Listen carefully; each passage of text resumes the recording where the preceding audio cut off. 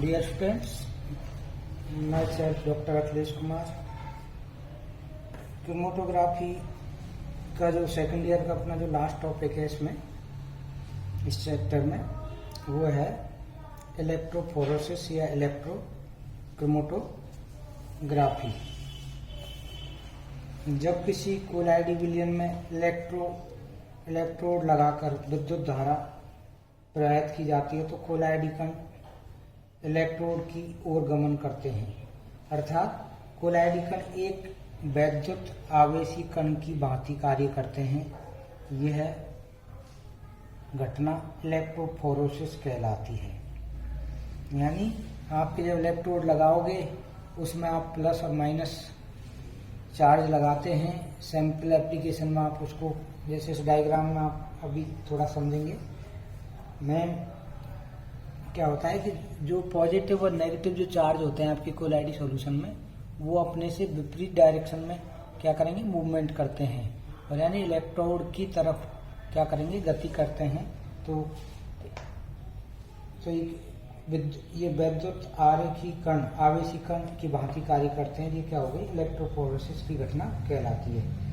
कोलाइडी कण का विलयन में विद्युत क्षेत्र के प्रभाव में गमन इलेक्ट्रोफोरेसिस कहलाता है।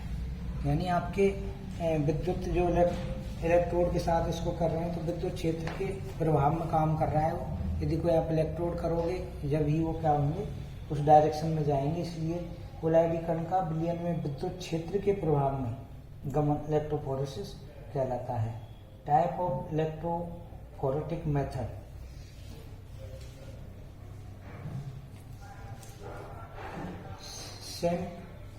टाइप ऑफ इलेक्ट्रोफोरेटिक मेथड में क्या करना है, सैंपल का जो पृथक्करण करना है, यानी सैंपल का पृथक्करण स्पॉटिंग या स्टेबलाइजिंग मीडिया की उपस्थिति में कराया जाए या अनुपस्थिति में कराया जाए, तो इस आधार पर इसे दो भागों में बांटा जा सकता है। यदि सैंपल के आयनों का पृथक्करण स्पॉटिंग में मीडिया के अनुरूप में किया जाता है तो ये फ्री सॉल्यूशन मेथड कहलाएगा। और यदि ये पृथक्करण स्पॉटिंग मीडिया की उपस्थिति में कराया जाता है, यानी यहाँ पे क्या करेंगे कि जोन आपको स्टेशनरी मीडिया और फिल्टर, ये जो आपने पहले भी स्टेशनरी फेज और स्टेबल फेज,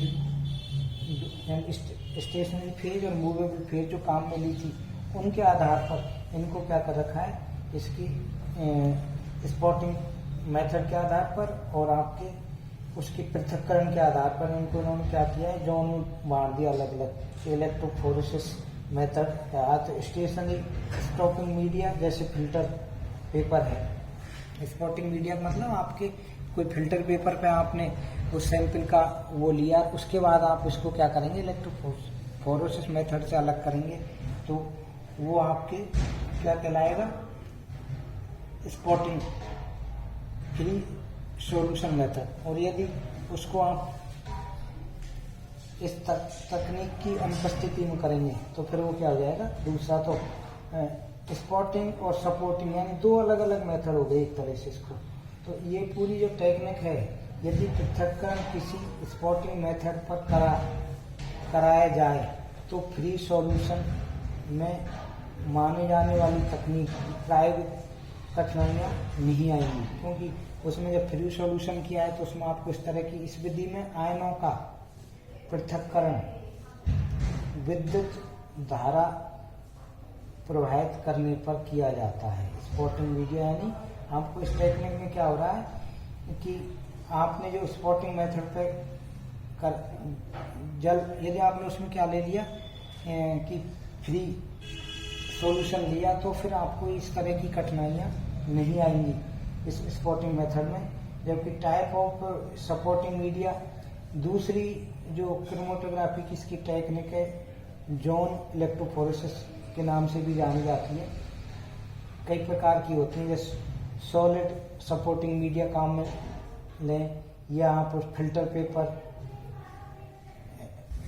काम में लें, या आप उसके क्या स्ट्रिप काम में लें, या सेलुलर चून काम लें, या अगर जेल काम में लें या सिलिका जेल काम में, पाउडर काम में लेते हैं, तो इसके पृथक्करण के आधार पर अनेक प्रकार की सपोर्टिंग मीडिया काम में लाए जाते हैं।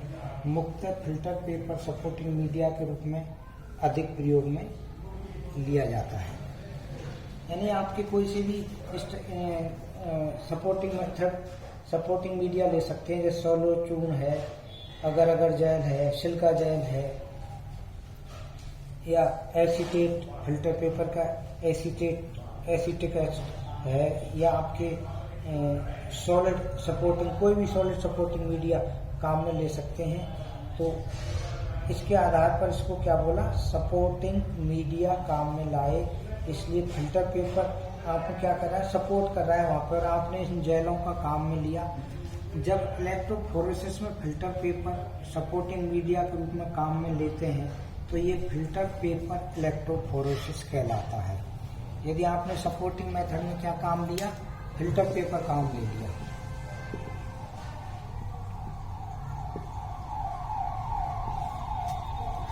तो इसको आप क्या कहोगे, फिल्टर पेपर इलेक्ट्रोफोरेसिस क्रोमेटोग्राफी कहलाती है। एक्सपेरिमेंटल प्रोसीजर, इसका प्रोसीजर क्या है, इसमें आपके दो तरह के काम, कंटेनर काम ले सकते हैं। जैसे यहाँ डायग्राम में समझाया है, यहाँ इलेक्ट्रोड लगाया गया है प्लस माइनस, यहाँ पे आपके सैंपल एप्लीकेशन पॉइंट बना दिया, और इसमें आपके क्या है, बफर सॉल्यूशन डाल रखा है दोनों में, और ये इलेक्ट्रोड है प्लस और माइनस। इस उपकरण में दो चैम्बर होते हैं या कंटेनमेंट होते हैं, जिसमें बफर विलयन भरा होता है। दोनों चैम्बर में कैथोड और एनोड डुबो दिए जाते हैं, और इन्हें विद्युत छेद से जोड़ दिया जाता है, यानी विद्युत धारा यहाँ पे प्रवाहित कर देंगे, इसे जोड़ दिया जाता है। अब एक फिल्टर पेपर का टुकड़ा बफर सॉल्यूशन में गीला करके दिया जाता है। इसके अतिरिक्त बफर को हटाने के लिए इसे दूसरे फिल्टर पेपर के करके इसे सुखा लेते हैं। इस फिल्टर पेपर की स्ट्रिप को क्षैतिज रूप से दोनों चैम्बर में डुबो दिया जाता है। ये जो आपको दिखा रखा है, क्षैतिज चैम्बर में डुबो दिया जाता है। संपूर्ण उपकरण को एयर टाइट कर दिया जाता है। ये जो आपके है, कहीं से हवा इसमें पास नहीं होनी चाहिए, टाइट कर दिया है ताकि बफर का वाष्पन ना हो। जो आपने बफर सॉल्यूशन, क्योंकि जब इलेक्ट्रोड आपने विद्युत धारा प्रवाहित करेंगे तो क्या होगा, यहाँ पर इसकी वेपोरेशन की होगा, और उसके बाद ये इसका क्या हो सकता है, वेपोरेशन हो सकता है। इसलिए इसका क्या ध्यान रखना होता है अपने को, संपूर्ण उपकरण को एयर टाइट कर दिया जाता है, तथा इसका बफर का, इसी जो बफर सॉल्यूशन डाला है इसका क्या नहीं हो, वेपोरेशन नहीं हो। अब सैंपल की बूंद को फिल्टर पेपर के स्ट्रिप के मध्य डाला जाता है, और 100 से 1000 वोल्ट की विद्युत धारा प्रवाहित की जाती है, जिससे सैंपल मिश्रण के आवश्यक अवयव विपरीत इलेक्ट्रोड की ओर गमन करते हैं। जब इलेक्ट्रोफोरेसिस पूर्ण हो जाए तो फिल्टर पेपर को स्ट्रिप को हटाकर सुखा लिया जाता है। फिर कोलरीमीटर इरेजेंट द्वारा विभिन्न अवयवों के बैंड की पहचान कर ली जाती है। जो आपके अलग अलग जो स्ट्रिप सुखाई है, उनमें अलग अलग प्रकार के बैंड आपको होंगे, तो उनकी अपन क्या करते हैं, पहचान कर लेते हैं। इसकी ये जो एक तो ये है आपके, ये बफर सॉल्यूशन है, ये आपके इलेक्ट्रोड है इस डायग्राम में प्लस और माइनस के, और ये सैंपल एप्लीकेशन पॉइंट बना रखा है, और यहाँ पर विद्युत धारा प्रवाहित करेंगे जो कि 100 से 1000 वोल्ट के अराउंड होती है। दूसरा आपके जब इसको सेपरेट करते हैं तो ये इसका पूरा इंस्ट्रूमेंट है, बीकर ऊपर है, इसको सैंपल मिक्सचर यहाँ से आप क्या करेंगे इसमें डालते हैं और ये पूरा फिल्टर पेपर में आपने कर रखा है इसको। और ये क्या है बफर सॉल्यूशन, यहाँ पर इन्होंने बफर सॉल्यूशन इनके द्वारा और सैंपल कंपाउंड ये जो आपके इसमें जो धारा आएगी तो ये क्या होंगे अलग अलग उसमें आपके ट्यूब में सैंपल कलेक्शन आप कर लेंगे और उनको अपन क्या कर लेंगे ज्ञात कर लेंगे कि उनकी पहचान। जो स्ट्रिप को जब सुखा के अपन ये याद कर लेते हैं तो इसके द्वारा आप क्या कर सकते हैं जो कोलाइड सॉल्यूशन होते हैं उनको आप विद्युत धारा की उपस्थिति में क्या किया है अलग किया है और उसमें उससे क्या हो रहे हैं उनकी विद्युत की वजह से उसके प्लस और माइनस चार्ज की वजह से वो क्या करेंगे वहाँ से गमन करेंगे और एक दूसरे के विपरीत चार्ज पे जाके वो अलग हो जाते हैं, सेपरेट हो जाते हैं।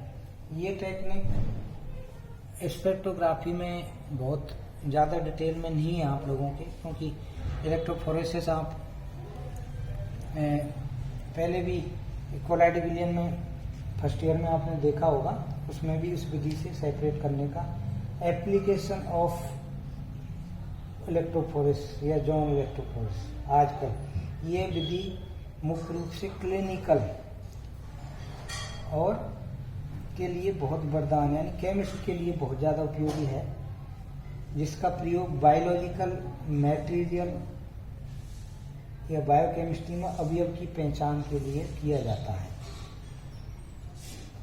Spinal fluid, gastric juice and body fluid के विश्लेषण में ये या उसको डायग्नोसिस क्लिनिकल डायग्नोसिस में बहुत ही आत्म काम में ली जाती है। मुख्य रूप से क्या हो गई मेडिकल फील्ड में यानी केमिस्ट जो होते हैं उनको बहुत ज़्यादा उपयोगी है कि इससे आप स्पाइनल फ्लूइड, गैस्ट्रिक जूस है या बॉडी फ्लूइड है इसका आसानी से विश्लेषण और डायग्नोस कर सकते हैं बायोकेमिस्ट्री टेक्निक में।